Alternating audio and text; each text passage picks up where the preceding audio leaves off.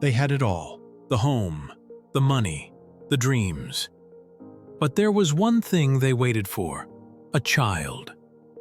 Years of tears, late-night prayers, hospital visits, and silence. Finally, a miracle came. She was pregnant.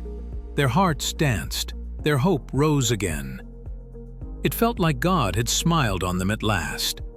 They prepared everything: the room, the name, the future. This was going to be the beginning of joy. But then, when the baby was born, something wasn't right. He didn't cry properly. He barely opened his eyes. The doctors ran tests, lots of them. Every machine, every expert. They found nothing. No diagnosis, no answers. But the baby wasn't eating. He wasn't sleeping. His body was alive, but it wasn't responding. And so began the darkest days of their life.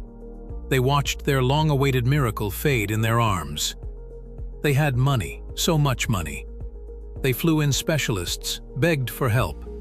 But no one could find what was wrong. The doctors said, "Prepare for the worst." She stopped speaking.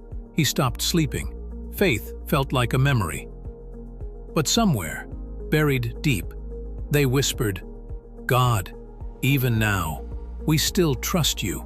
They didn't shout it. They didn't feel strong. But they kept showing up in prayer, even when their hands trembled. One morning, the child smiled, a full smile. The next day, he reached out for his mother. Within a week, he was laughing. Tests were redone. Every result clear. The doctors called it spontaneous recovery. But they knew. It was grace. That moment, they understood.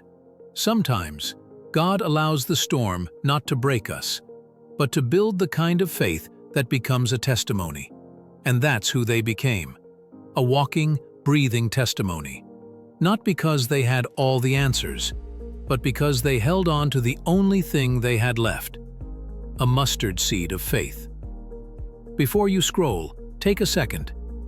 If this message inspired or helped you, don't forget to subscribe, like, and share. Your support helps us reach more hearts and change more lives. Thank you.